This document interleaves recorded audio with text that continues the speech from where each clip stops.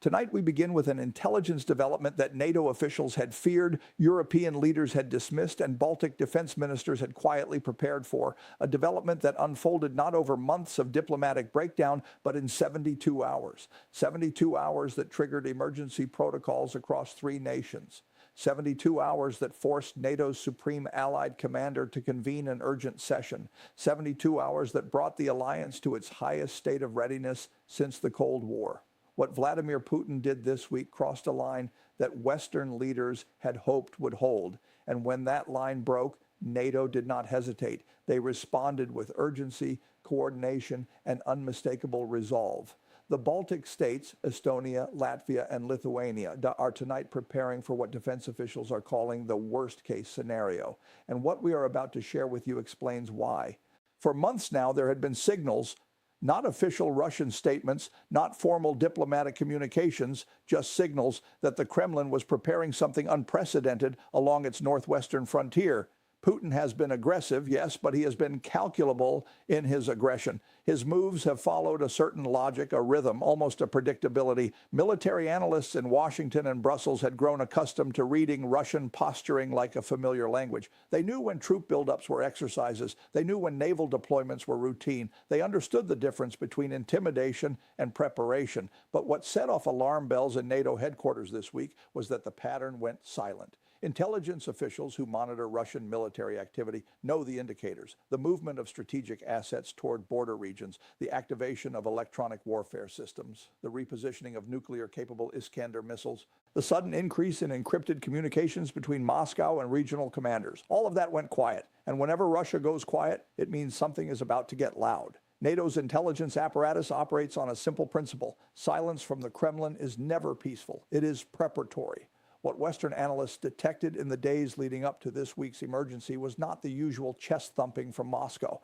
There were no televised military exercises, no bombastic speeches from Russian generals, no staged footage of hypersonic missile tests. Instead, there was movement in the shadows. Satellite imagery showed unusual activity at Russian military installations near the Estonian border. Communications intercepts revealed a surge in traffic between the Kremlin and commanders of the Western Military District, and then came the order. Early Tuesday morning, NATO intelligence sources detected what they described as a significant repositioning of Russian ground forces, including armored units and artillery systems that had not been deployed to the Baltic corridor in over 15 years. These are the kinds of assets that Russia only moves when they are signaling something very specific: deterrence, provocation, or preparation.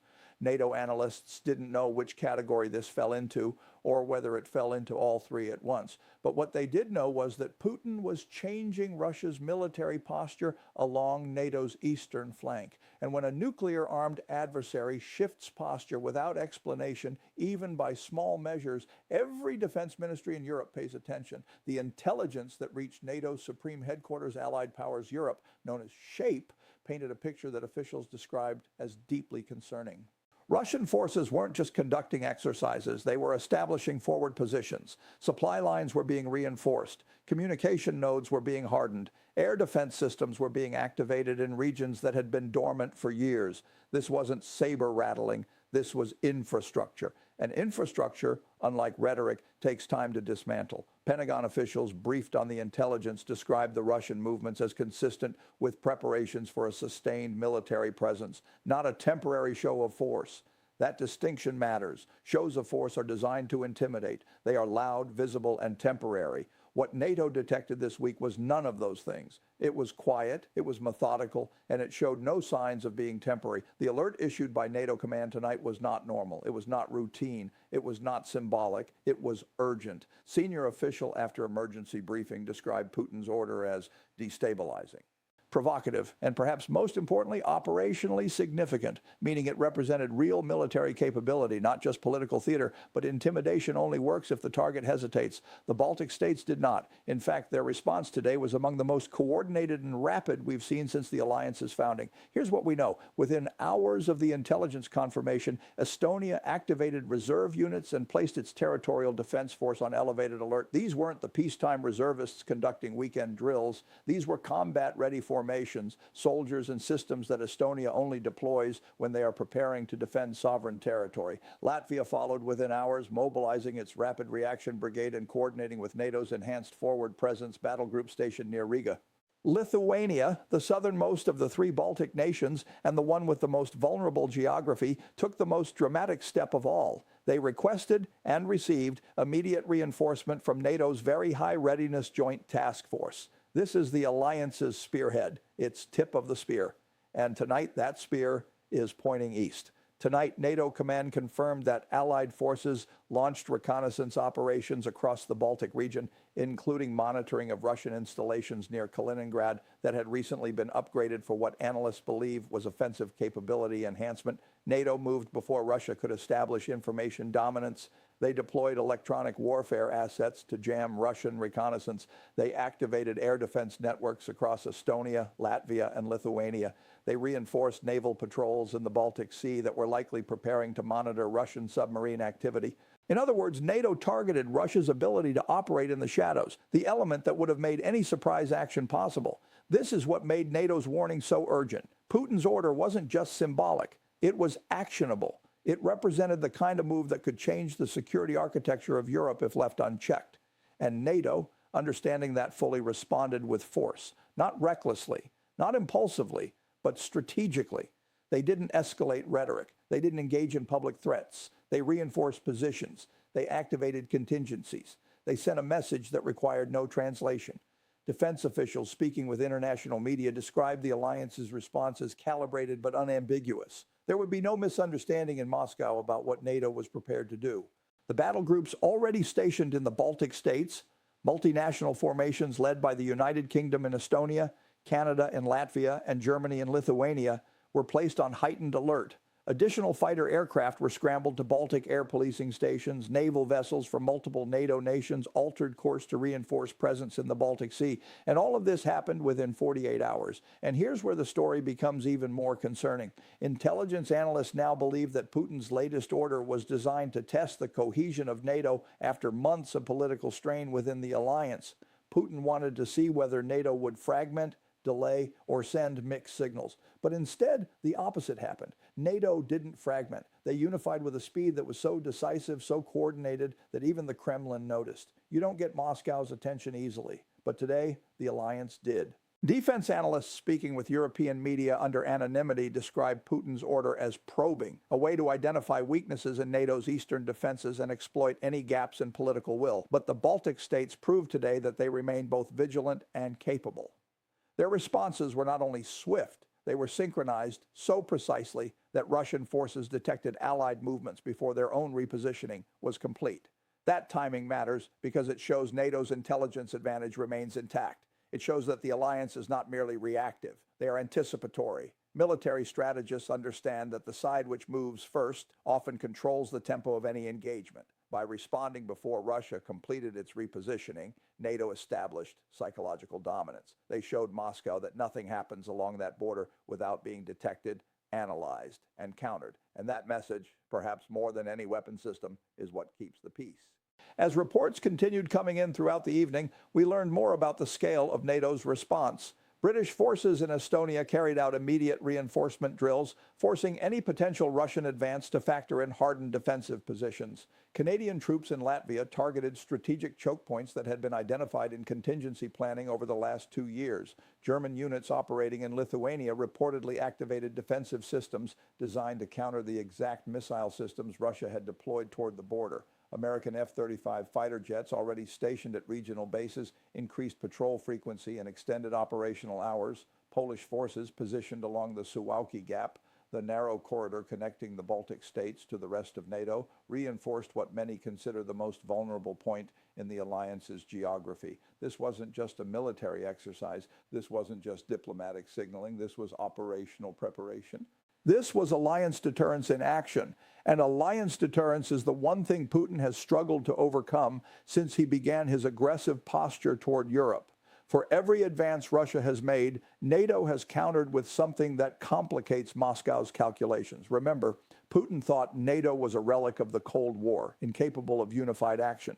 He thought European nations would prioritize economic ties with Russia over collective defense. He thought the United States would eventually abandon its commitment to allies an ocean away. But tonight, the exact opposite is happening. NATO is more unified than it has been in decades. European nations are investing in defense at levels not seen since the Soviet era. The United States is reinforcing its commitment with troops, aircraft, and unwavering political support. Everything Putin predicted about Western weakness has been proven wrong, and yet he continues to probe, he continues to test. He continues to search for the crack in the alliance that he believes must exist. Tonight's emergency alert is NATO's answer to that search. There is no crack. What makes this moment so dangerous and so unpredictable is that Putin's latest order happened at a time when he is under immense domestic pressure. Hardliners in Moscow want more aggressive action against the West. Military commanders want resources for ongoing operations elsewhere. Economic advisors want relief from international sanctions. Nationalist voices want visible victories to justify the sacrifices asked of the Russian people. Putin is balancing these demands while managing a military stretched across multiple fronts. And when leaders in that position make sudden moves, they're not doing it from strength, they're doing it from pressure, they're doing it from vulnerability. The order that triggered tonight's emergency may not be the action of a confident leader. It may be the gamble of one who feels the walls closing in. That makes the situation even more volatile. Desperate leaders make desperate decisions, and desperate decisions in a region bristling with military hardware can spiral quickly. NATO's emergency statement, now circulating across all member governments, was designed to signal that the alliance is not willing to allow any unilateral change to European security. Officials said plainly that Russia's military repositioning was inconsistent with stated commitments to regional stability. That is diplomatic language for, we see what you're doing, and we will not tolerate it. You don't usually hear that tone from NATO headquarters unless something serious is at stake. The statement went further, affirming that any aggression against a member state would invoke Article 5, the collective defense clause that treats an attack on one as an attack on all. This is the nuclear option of alliance diplomacy. It is rarely invoked. It is never invoked casually. And tonight it was invoked clearly. Meanwhile, Estonia's president addressed the nation in a somber, resolute speech tonight. She said, "We have seen this before. We know what Russian aggression looks like, and we will not be caught unprepared." She said, "Our alliance is strong, our resolve is unshakable, our commitment to sovereignty is absolute." And she said, "To those who would test us, understand that we stand not alone, but with the full strength of the most powerful alliance in history." These are not rhetorical flourishes. These are statements from a nation that understands just how high the stakes have become. Latvia's prime minister echoed similar sentiments, emphasizing that Baltic security is European security and European security is global security.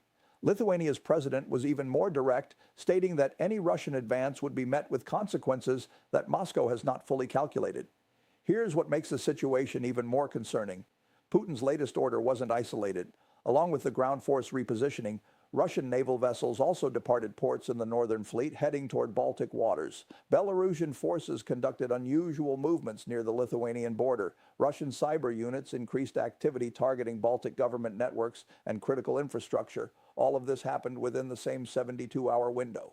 When Russia moves multiple pieces at once, it means something larger is underway. Military planners call this synchronization, the coordination of multiple domains to achieve strategic surprise. Whether Putin intends actual aggression or merely wants to create the conditions for political leverage remains unclear. But the Baltic states are not waiting to find out. Intelligence analysts are now considering several possibilities. One is that Putin is preparing for a limited military action designed to test NATO's response threshold. Another is that Russia is attempting to create a crisis that can be leveraged in ongoing diplomatic negotiations. A third possibility, the one worrying officials the most, is that Putin is attempting to establish a new status quo along NATO's eastern border, normalizing aggressive positioning until it becomes accepted. But today, NATO took that card off the table. They didn't wait for diplomatic channels. They didn't defer to prolonged consultations. They didn't hope the situation would de-escalate on its own. They acted. What we're watching now is a test of resolve. Putin wants to see whether NATO's commitment to the Baltic states is real or rhetorical. NATO wants to show that collective defense is not a slogan but a guarantee. European leaders want to prevent any action that could destabilize the continent, and the Baltic states want to prevent becoming the next victims of Russian aggression. The outcome of this test will shape European security for years to come. Tonight, we've heard from Pentagon officials who are now monitoring Russian movements in real time. They say additional Russian units have been detected moving towards staging areas. They say communication intercepts suggest Moscow is evaluating NATO's response before deciding on next steps. And they say Putin's decision to issue this order is likely part of a broader strategy intended to fracture Western unity and establish dominance in Eastern Europe. But NATO is not backing down. In fact, NATO is doubling down. Their response today, swift, unified, and overwhelming, sent a message to Moscow that aggression will not be tolerated. And it sent a message to the world that the alliance remains the most effective security guarantee on Earth. As the week goes on, we expect more details to emerge about what exactly Putin hoped to achieve. But what we do know is that NATO's response was timely. It reinforced alliance credibility, it reassured vulnerable member states, and it demonstrated that collective defense remains operational, not theoretical. What happens next will depend on what Russia does in the coming days. If they de-escalate, this moment will be remembered as a successful deterrence operation. If they escalate further, NATO and the Baltic states have already shown they are prepared for the worst. They have shown they are ready to respond. And tonight, for the first time in months, the Kremlin appears to be recalculating. Moscow is quiet, too quiet. And when Putin is quiet, it means he is thinking. It means he is choosing his next move carefully, because tonight Vladimir Putin learned something he has learned many times before. NATO's eastern flank is not undefended. The Baltic states are not alone, and the alliance does not bluff. This story is far from over. But tonight, one thing is clear. Deterrence is working. Unity is holding. And the free nations of Europe will not be intimidated. And we will be here watching every detail as the next phase unfolds. This has been a special report on the NATO emergency alert following Putin's secret order. The Baltic states remain on high alert, Allied forces are positioned and ready, and the world watches as one of the most dangerous moments in European security since the Cold War continues to develop. Stay with us for continuing coverage.